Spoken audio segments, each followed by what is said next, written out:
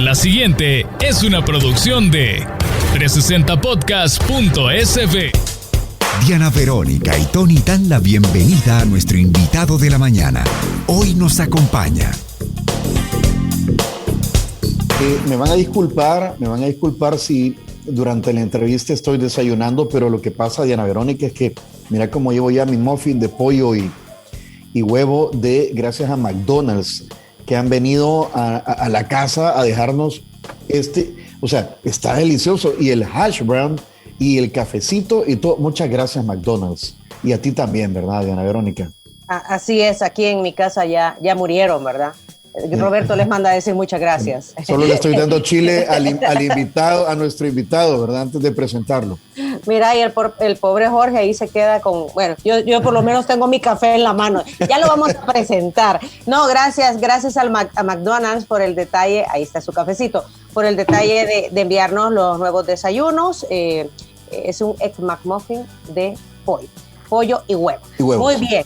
Hoy es Viernes Verde y en el marco de los viernes, que es el primer viernes de cada mes, en Diana Verónica y Tony, nuestra entrevista principal va dedicada a hablar de temas verdes. De hecho, hoy hoy inauguré mi camisa del Jardín de los Volcanes.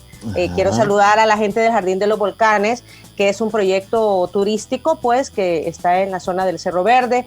Hace días me mandó esta camisa, así que muchas gracias. Lastimosamente estamos desde casa, ¿verdad? Pero bien, me la quería poner en un Viernes Verde.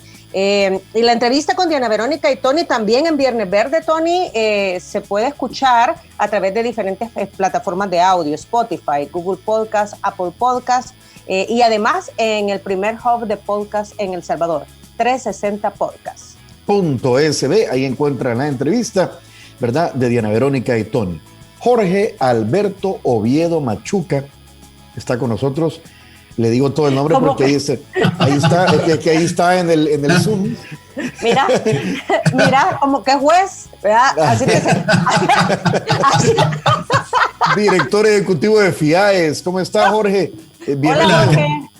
Hola, ¿qué tal, Diana Verónica? ¿Qué tal, Tony? ¿Cómo están? Qué gusto saludarlos. Espero que me escuchen bien. Te escuchamos fuerte y claro. Y es que Diana Verónica se celebró, pasó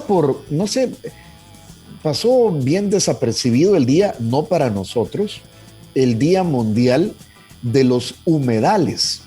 Y eso nos hizo acordar de los sitios Ramsar, que muchos de los cuales están bajo ¿qué sería? Custodia, supervisión, cuidado de FIAES. Y entonces yo le quiero preguntar a Jorge, ¿qué es FIAES, así rápidamente, y qué son los sitios Ramsar? Bueno, muchas gracias primeramente por la invitación. Qué bueno que dediquemos este espacio a saludarnos y a platicar sobre los sitios Ramsar en el país. Definitivamente, bueno, FIAES es el Fondo de Inversión Ambiental del Salvador. Nosotros somos, desde 1993, una buena noticia para los programas y los proyectos ambientales.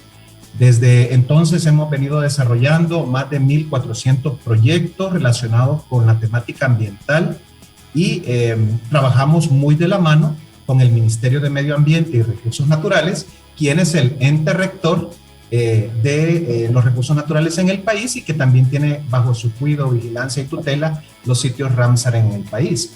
Y creo que esto es muy importante mencionarlo porque creo, Tony, que aquí viene la responsabilidad, la rectoría la tiene el Ministerio de Medio Ambiente en estos sitios, pero obviamente necesitamos que todas las energías de las ONGs, de las ADESCO, de los cooperantes, de los medios de comunicación, se complementen para lograr disminuir las amenazas que tienen los humedales en el país. Y que bueno, realmente para nosotros el 2 de febrero es como vamos a decir, como un día de Navidad. Nosotros tuvimos bastantes actividades. De hecho, estuvimos con el Ministerio de Medio Ambiente, con una delegación de la Unión Europea, de GIZ, de AID. Estuvimos en uno de los humedales más importantes del país, en la zona de la Barra de Santiago. Y justamente estuvimos conociendo proyectos que se están desarrollando para el cuidado y la protección del medio ambiente. Tú mencionabas sobre la Convención Ramsar. Pues la Convención Ramsar es una convención internacional que destaca el cuidado, la protección y la vigilancia de todos los humedales en el mundo. Esta convención, y hoy se celebra de una manera muy especial porque es la primera vez que es una fecha ya de Naciones Unidas.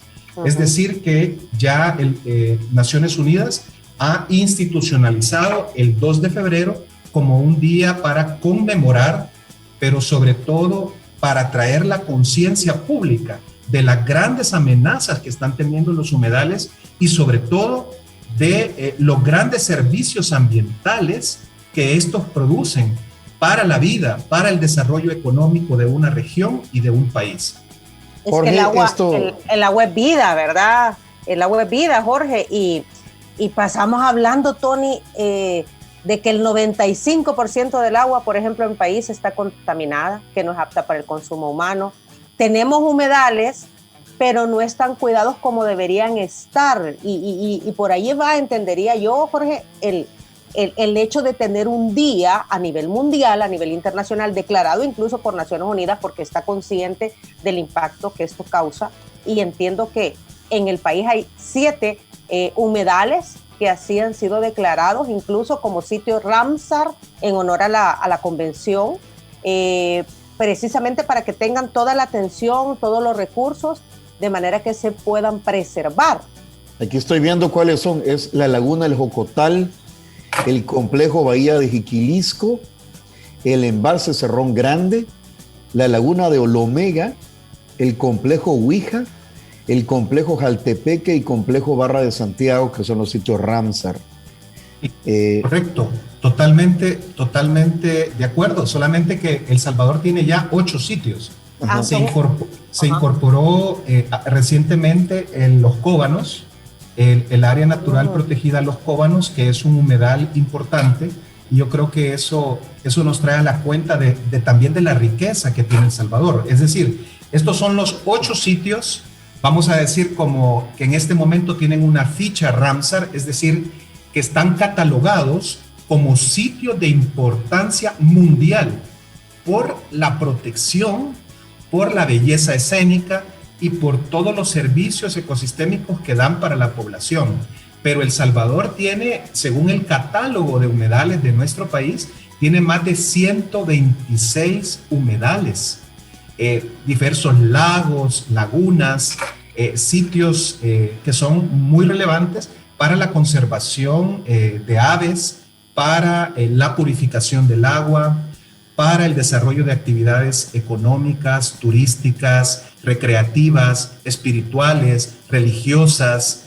Recordemos que el ser humano es integral y justamente los sitios, los humedales Ramsar tienen esa especial conexión. Entonces, vemos que tenemos 8 sitios ahora con la buena noticia de que Los Cóbanos también ya lo es.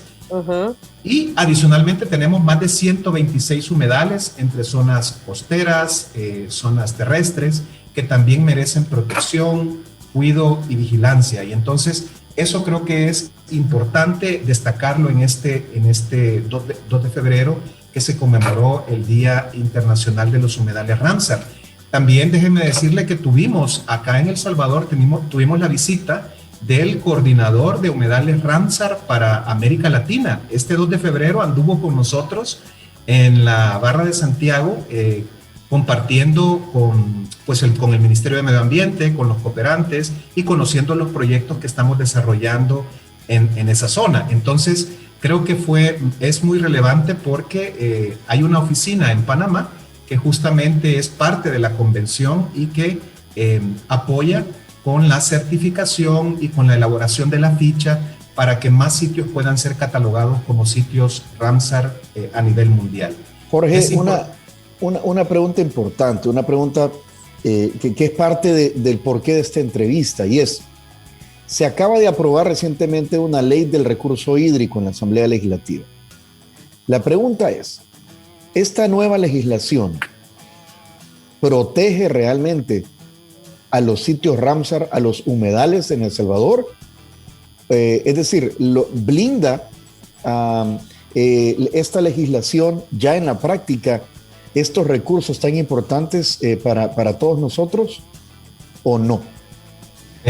Yo creo que la recién aprobada ley de recursos hídricos definitivamente es una herramienta que ayuda, que protege, que gestiona y que realmente va a colaborar a que tengamos una gestión más organizada de los recursos hídricos en el país, de los cuales recordemos que los humedales son una parte de estos recursos hídricos.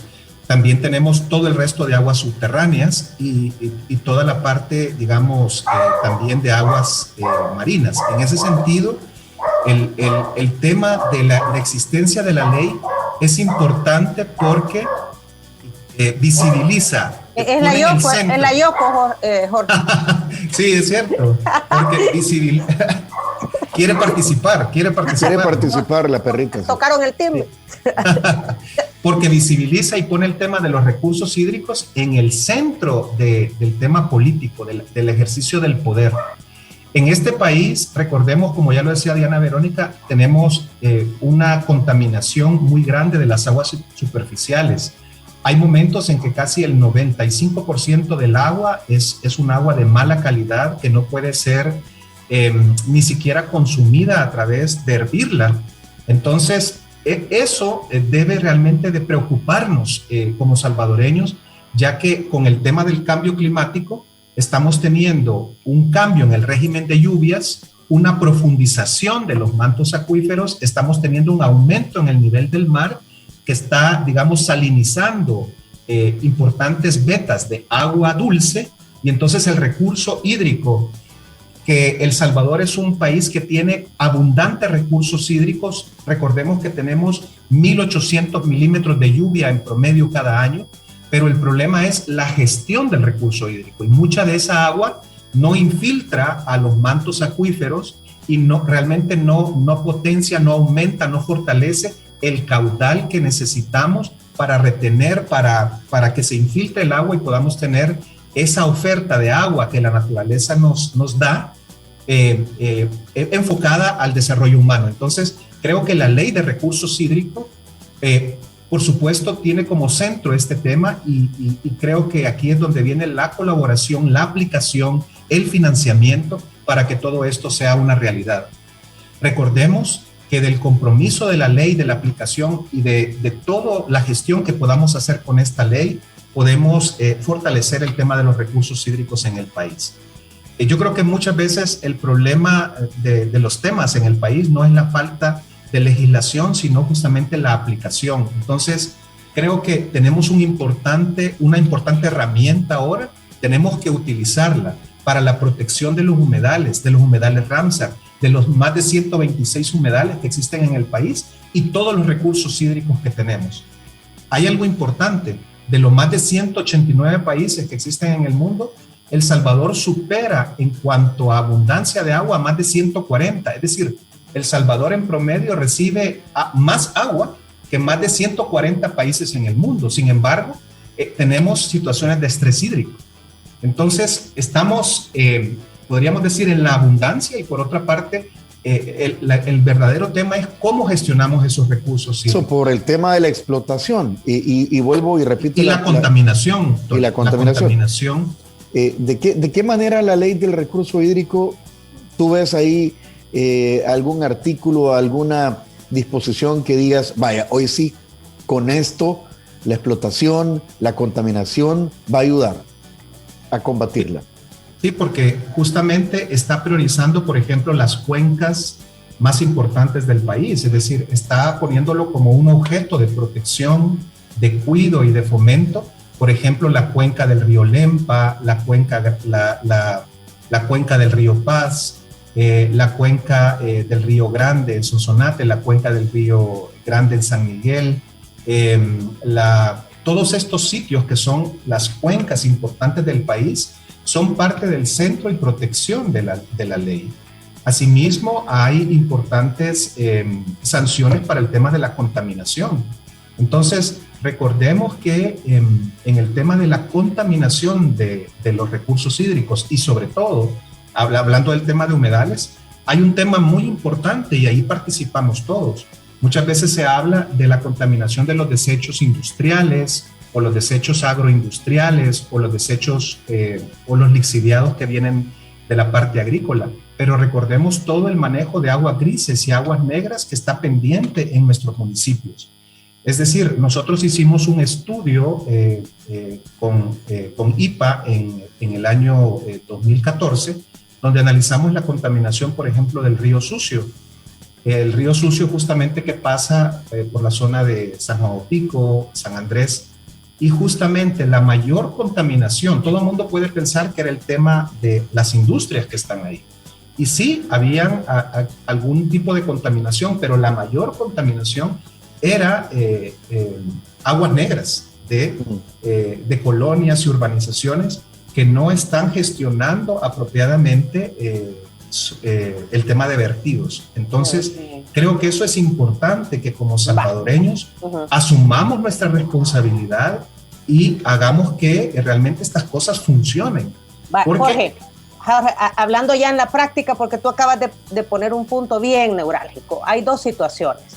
Una, nosotros estamos dentro de los primeros 40 países que tenemos más cantidad de agua, ¿ya? Porque tenemos una lluvia suficiente durante el año, pero no tenemos una buena gestión porque no podemos aprovechar la filtración del agua, y eso tiene que ver con el desarrollo de las construcciones en este país de manera desmedida, ¿ya? Y por el otro lado, estás mencionando también que la mayor contaminación, de acuerdo a estudios, a análisis clínicos de laboratorio, por ejemplo, en el caso de este río Sucio, de la zona de San Juan Opico y Zapotitán, proviene de los vertidos de las aguas negras, ¿verdad?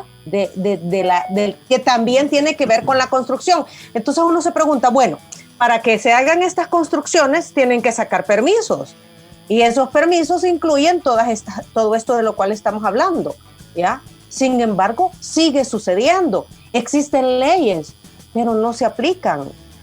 Entonces, con esta nueva ley de recursos hídricos, con la legislación que ya existe, hay autoridades, hay municipalidades, hay un gobierno central. ¿Por qué no se hace? ¿Por qué no se cumple la ley? Definitivamente creo que ese es uno de los retos importantes, Verónica. Creo que el llamado es justamente a que el tema de ordenamiento territorial, que tenemos una ley de ordenamiento territorial que claramente identifica sitios vulnerables, sitios, se está haciendo también estudios. Por ejemplo, ayer estuvimos en un conversatorio con la OPAMS, OPAMS-COAMS, sobre la elaboración de un diagnóstico y de un estado, digamos, del tema de las aguas subterráneas en el país y las zonas que necesitan recarga hídrica. Entonces, justamente, estos se van a convertir más adelante en lineamientos que deben ser acatados, digamos, para el tema de permisos, que sabemos que el tema de permisos y construcciones tiene toda una serie de pasos, ¿verdad?, que debe de cumplir. Entonces yo creo que el tema es realmente cómo armonizamos el tema del desarrollo económico y social que necesita nuestro país. Creo que todos necesitamos vivienda, necesitamos satisfacer nuestra vida, las necesidades, pero justamente creo que lo tenemos que hacer de una manera ordenada. Y por eso es que uno de los temas que FIAES trabaja junto con el Ministerio de Medio Ambiente es el tema de compensaciones ambientales, es decir, todos los permisos y las normativas que se están realizando en base a la ley y en base a norma, estas empresas compensan, mitigan y financian proyectos que de alguna manera permiten el desarrollo de proyectos que generan bienestar en las comunidades. Entonces, tenemos este acuerdo con el Ministerio de Medio Ambiente para la administración de compensaciones ambientales en el marco de todo este tema de los permisos, principalmente aquellos que necesitan un análisis de impacto ambiental. ¿Y ustedes participan en la implementación de estas compensaciones como FIAES? ONGs, comunidades, ADESCOS. Estamos desarrollando en este momento, por ejemplo, importantes proyectos, tanto en humedales como en el desarrollo de programas de protección de fauna silvestre.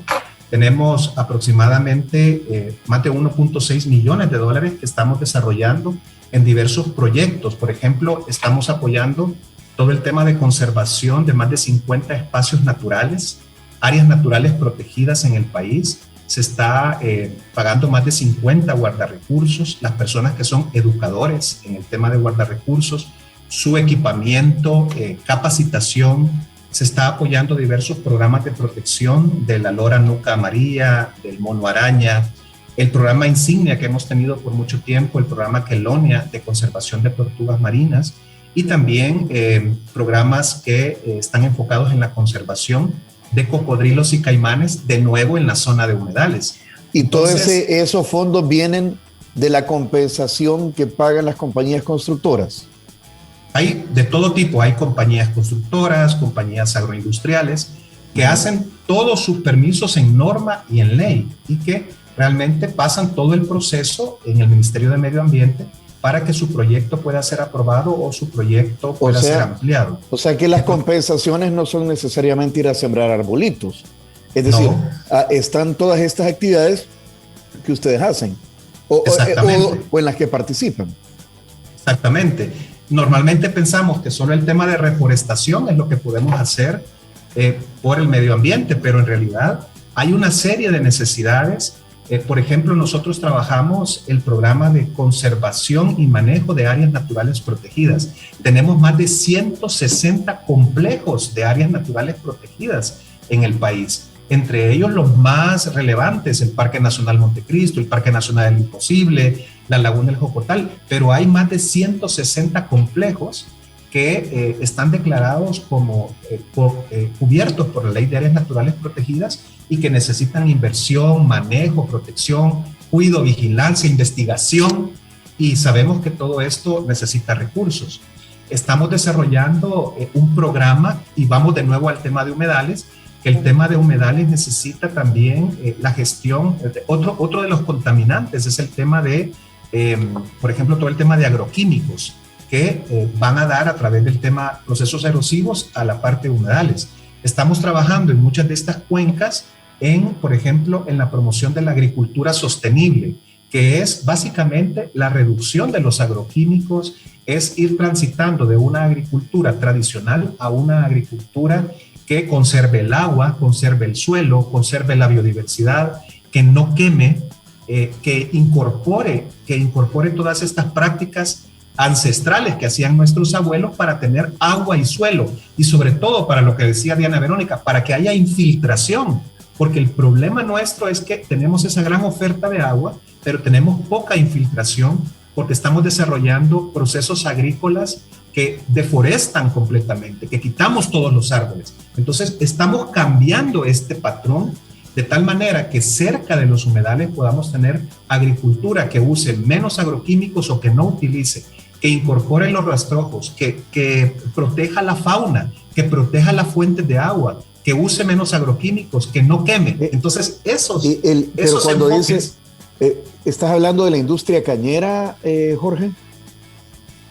Recordemos que esa es una de las prácticas que lastimosamente utiliza la agroindustria cañera, pero no exclusivamente.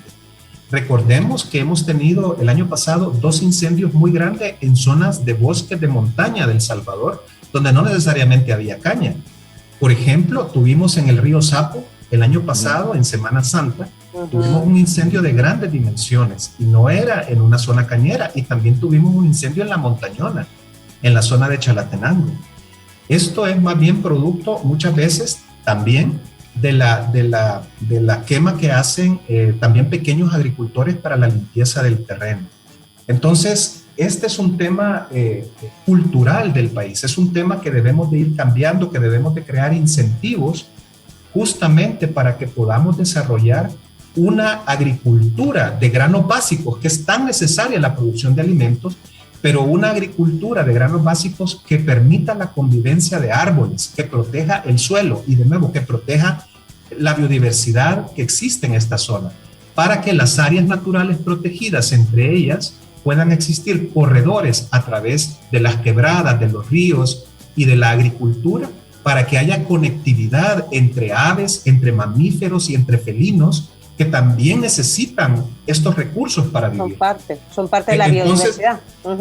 Correctamente. Entonces, ves que el tema de humedales es tan central porque los humedales concentran todo lo que hacemos cuenca arriba, va a dar a los humedales, la contaminación, la deforestación, la falta de agua. Entonces, por eso es tan central que nos enfoquemos en el tema de la protección. Jorge, hay un montón de cosas, ¿verdad? Y hay un montón de instituciones y nosotros como personas individuales también que debemos estar involucrados en esto. Pero si nos puedes dar un ejemplo, por ejemplo, de en qué lugares está trabajando FIAES, de qué manera, qué se está haciendo, ¿verdad? ¿Qué se está logrando? Porque te escucho y pues sí, es bien grande el asunto, ¿verdad? Y hablas de millones y no sé qué. Y es bien grande. Pero ya concretamente que... exacto. Un reto bien grande. Por eso es que yo les había preparado un video que no sé si tenemos producción el video y lo podemos pasar en este momento. Sheila, me cuentan que le pasaron ahí un video. ¿Se podrá pasar? Tome el micrófono y nos dice, por favor. Hola, Sheila. Hola, ¿me lo puede volver a enviar, por favor? Bueno, de hecho yo le había pasado el vínculo a alguien de producción de FIAES para que lo pasara, pero no sé si... Bueno, los toman por sorpresa ahí, pero bueno. Pero contanos. Pero muy rápidamente. Cuéntanos. Bueno, cuando lo tengan nos avisan. Por ejemplo, en la parte del humedal del Cerrón Grande, por ejemplo, ustedes han visto el lago, el famoso lago de Suchitlán, el humedal del Cerrón Grande. Ahí tenemos una serie, como ya mencioné, de actividades para contrarrestar el tema de amenazas. Ahí estamos trabajando muy de la mano con el Ministerio de Medio Ambiente y Recursos Naturales.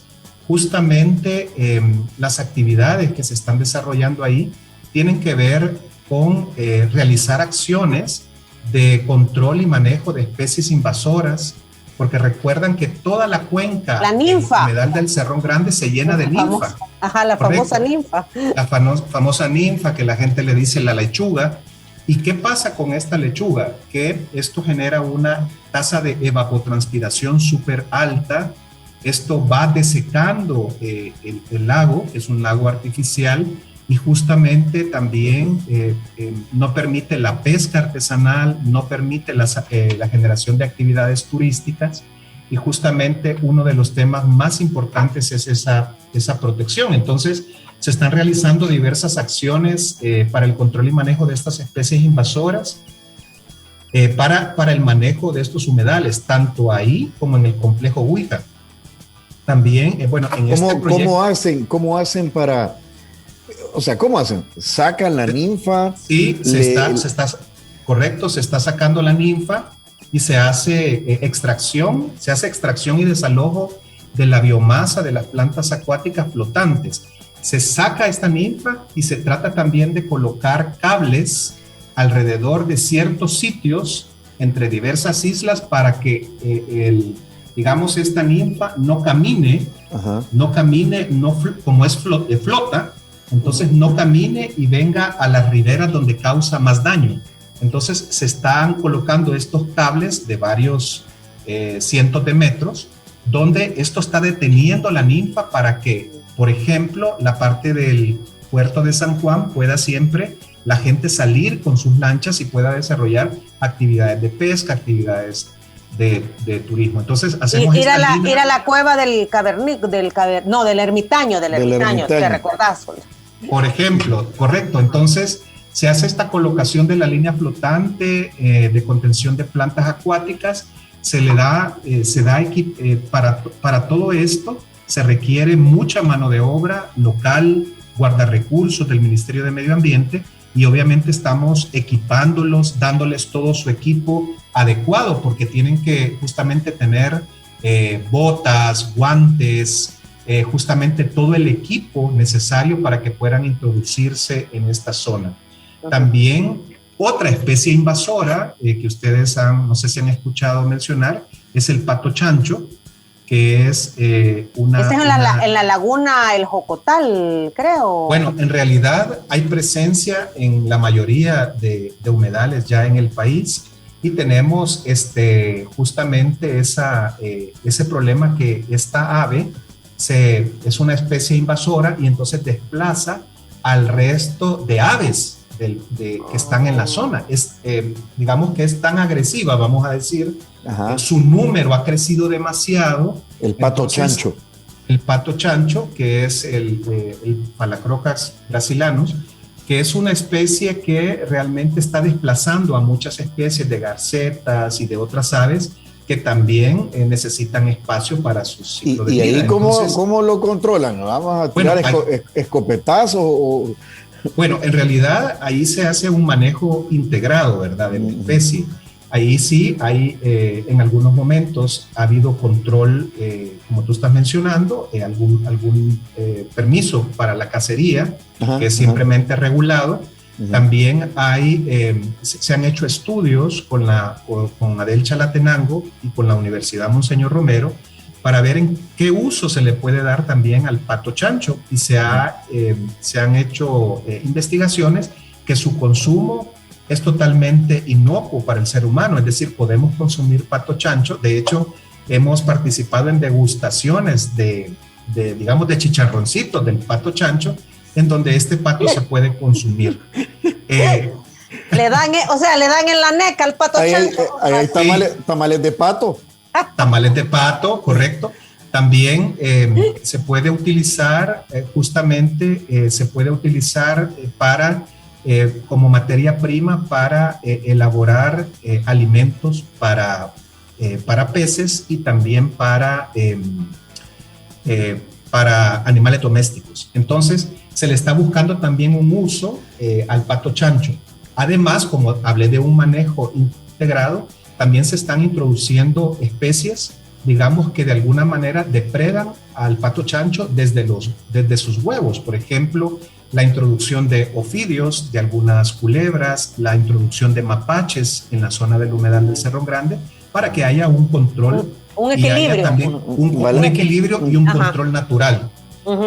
Recordemos que a veces todo este tema necesita de mucha investigación, realmente de un acompañamiento técnico, y por eso esto se hace con el Ministerio de Medio Ambiente y también con la Universidad del Salvador, que también colabora con el tema de las investigaciones. Entonces, estas dos especies invasoras que están en el humedal del Cerro Grande, tanto la ninfa como el pato chancho, han sido son parte de las intervenciones que realizamos. Asimismo, estamos conservando varios de las áreas naturales que están circundantes a la zona del humedal. Entre ellos, por ejemplo, tenemos el área natural protegida Colima, tenemos el área natural protegida Bosque de Cinquera, tenemos varios de los sitios que se está apoyando en el cuidado, vigilancia y protección de estos espacios. Y también se está trabajando en la reconversión, como ya mencioné, del tema de la agricultura. Entonces, para nosotros es de vital importancia que esta intervención sea integral. Ahora bien, el tema central del Cerrón Grande, el problema grande que tiene, es el tema de la contaminación. Recordemos que toda la contaminación de aguas negras y residuales que viene desde San Salvador y se unen justamente también con las de Santa Ana, ingresan a uno de los afluentes del Río Grande, del humedal del Cerrón Grande.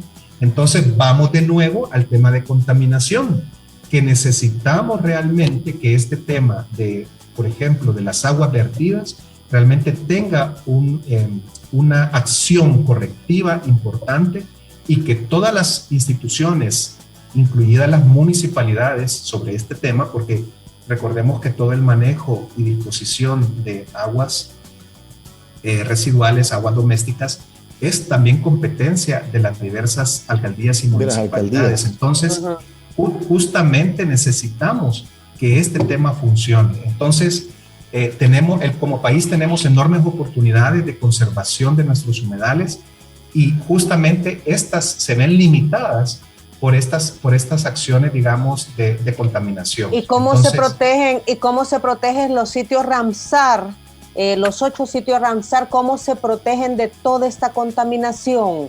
incluyendo los desechos sólidos? Porque porque es increíble, Jorge, aquí tú vas a cualquier lugar y la cantidad de basura que encontrás a la orilla de ríos, lagos, nadando.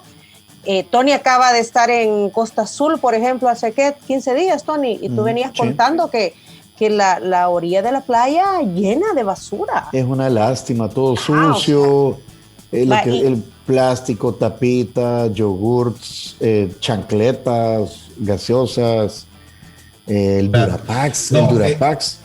Realmente ese es un tema importantísimo, es decir, si ven todos los esfuerzos que se hacen para la parte de desarrollo económico, desarrollo del turismo, queda como un poco detenido si no le ponemos esa atención al tema del manejo de desechos sólidos. Aquí creo que es una responsabilidad compartida. Yo realmente pienso que es muy importante trabajar, por ejemplo, de la mano con nuestras municipalidades para exigir, para trabajar en el tema primero de separación de desechos. Pero ya hay una ley aprobada.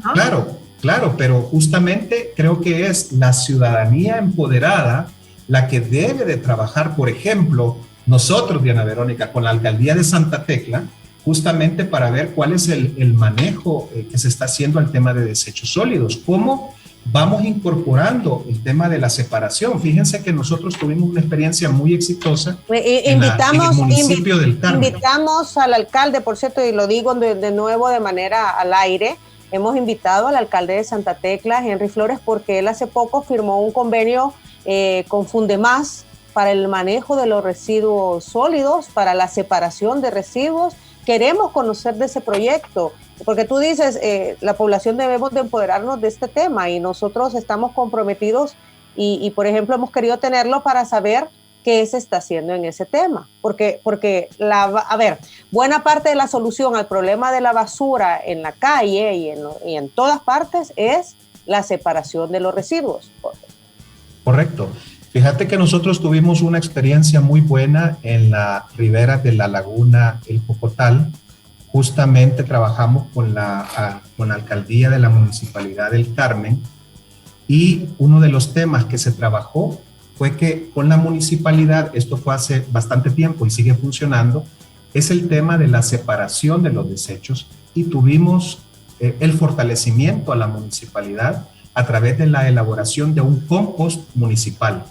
Entonces se logró que la comunidad, por ejemplo, se acostumbrara a que la municipalidad recogía los desechos en forma separada. Por ejemplo, todos los martes y jueves sacaba lo orgánico y todo eso orgánico iba al compost municipal y ese compost municipal, con la supervisión del Ministerio de Medio Ambiente y la asistencia técnica, empezó a producir 500 sacos de abono orgánico que la misma municipalidad vendía, generando ingresos y generando 2 empleos permanentes. Solo el manejo del compost de un pequeño municipio puede generar empleo relacionado con este tema.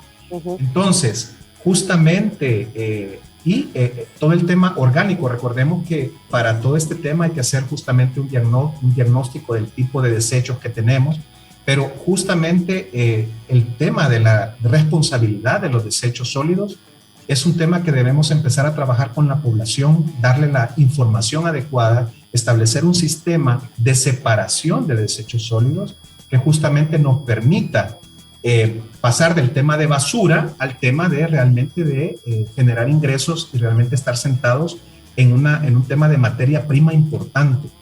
Entonces, esto creo que son proyectos importantes que necesitamos implementar. Jorge, te voy a leer un comentario. Por el tiempo te quisiera leer un comentario de un radio escucha. Es el número de terminación 1709. No es algo que sea competencia del FIAES. Lo voy a leer solo como un comentario. Dice que hay una empresa constructora, Salazar Romero, el oyente la menciona, y dice que construye en la zona de la lava volcánica. Esta vierte sus aguas servidas a Quebradas, Versalles y Marsella. Son ejemplos claros. Y él se pregunta, ¿por qué se permite esta práctica si otras urbanizaciones tienen fosas sépticas o plantas de tratamiento? Y Salazar Romero no. Y él se pregunta si hay corrupción en la entrega de los de los permisos, por qué se permiten asentamientos poblacionales y construcciones en el área de la lava volcánica, si se sabe que es una zona de captación y recarga de aguas lluvias. El gobierno con sus acciones está en línea de permitir la minería, dice el oyente. Pregunta. Se pregunta. Y yo no sé, tú que estás como en el tema ambiental, repito, no es una competencia del FIAES, pero ¿qué comentarios tienes al respecto? ¿Qué podrías aportar o qué podrían aportar? Realmente el tema, justamente nosotros como Fondo de Inversión Ambiental no tenemos la responsabilidad del tema del permiso, claro, como ya se mencionó, sino que nosotros tenemos un convenio con el Ministerio para la administración de la compensación. Los parámetros técnicos que se utilizan, digamos que son parte del análisis que realiza el Ministerio de Medio Ambiente y Recursos Naturales. Sin embargo, tengo entendido que justamente hay una revisión de las directrices y prioridades ambientales para proteger de mejor manera estos espacios que son de recarga hídrica, de fragilidad y vulnerabilidad, o que pueden generar, mayor vulnerabilidad para la población. Entonces, creo que este sistema se está en revisión permanente y justamente es parte de los avances que tenemos que tener como país. Pero sí, esto es responsabilidad directa del Ministerio de Medio Ambiente, y lo que nosotros sí hacemos es justamente dar información, ejecutar proyectos ambientales que justamente tengan que mitigar, compensar o atenuar estos efectos de los cuales somos informados, pero no tenemos mayor, responsabilidad sobre ese tema de los permisos, pero entiendo pues lo que menciona el oyente, ¿verdad? Porque justamente consideramos que es importante la protección de estos espacios vulnerables. Es que la viabilidad de nuestro pequeño territorio depende de eso. Justamente el tema de cambio climático nos está poniendo ante retos muy importantes y aunque hemos estado platicando de muchos temas, el tema de humedales es importantísimo. Es decir, los más de 116, 120 humedales del país representan casi un 7% del territorio, es decir, que son zonas núcleo que debemos de realmente proteger y trabajar y conservar. Y creo que esto es parte de las responsabilidades que todos debemos de tener. Es decir, es magnífico el tema de la normativa, de la ley, pero justamente muchas veces las leyes están antes de la educación y tenemos que trabajar en la educación. Les pongo un ejemplo. Ustedes, ¿se acuerdan cuando en los 70 en los semáforos de Metrocentro uno veía venta de pericos y loras? Bueno, eso ya no se ve. Ya no se ve porque hemos avanzado 2 generaciones sobre este tema. Eso no significa que todavía no haya depredación de pericos, loras, etcétera, pero hemos realmente avanzado. Hay una nueva generación. Igual, mucha gente me dice, mire, me ofrecieron huevos de tortuga. Sí, pero estamos justamente desde el 2007, hay una regulación que lo prohíbe. Esto lo tenemos que ir avanzando, es decir, es parte de que trabajemos el tema de la educación ambiental como justamente un tema transversal. Entonces, este tema justamente debemos de impulsarlo. Tiene que ir, pues sí, evolucionando. Y el cumplimiento a la normativa, Tony, porque, el tema es que todos estos procesos, todo este proceso, por ejemplo, del manejo de desechos sólidos, justamente nosotros estamos desarrollando proyectos en la zona costera, conocemos la problemática. Justamente el tema del manejo de los desechos sólidos y la contaminación generalizada, ese es un tema central que debemos de entrarle desde todas las competencias que nosotros generamos, medios de comunicación, cooperantes, alcaldías, gobierno central, todos. Creo que solo así creo que lograremos realmente sacar adelante a nuestro país. Recordemos que hay un estudio del INCAE que determina que el no invertir y no proteger los recursos naturales frena la economía en un porcentaje muy grande. Y recordemos cómo países que potencian sus recursos naturales tienen opciones de crecimiento económico mucho mayor. Entonces, aquí no estamos hablando de pajaritos, estamos hablando de desarrollo económico y social para nuestro país basado con una base ecológica en los recursos naturales. Y para mí ese debe ser el norte de nuestro país. Entonces, creo que el tema es a cómo desde lo que hacemos, desde el sector que trabajamos, desde el sector ambiental, pero también desde el sector agrícola, el sector agroindustrial, el sector comercial, el sector industrial, sector exportador, cómo cada vez menos somos autorresponsables de nuestros desechos, del manejo de los desechos sólidos, de la protección del agua, de los recursos naturales. Creo que eso es importante, verlo desde una perspectiva de cada empresa, de cada ciudadano. Muy bien. ¿Cómo se financia el FIAES, Jorge? Nosotros tenemos diversas fuentes de financiamiento.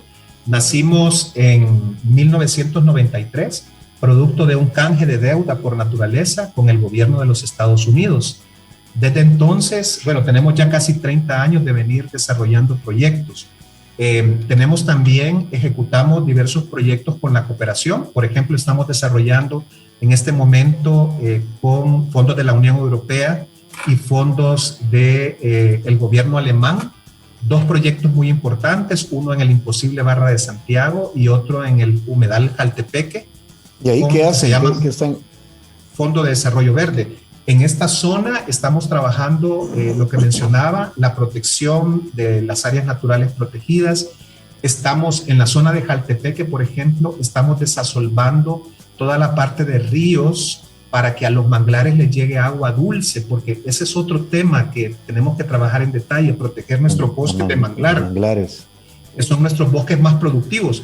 Entonces, el tener agua limpia no es solo para el ser humano, sino que también los ecosistemas lo necesitan.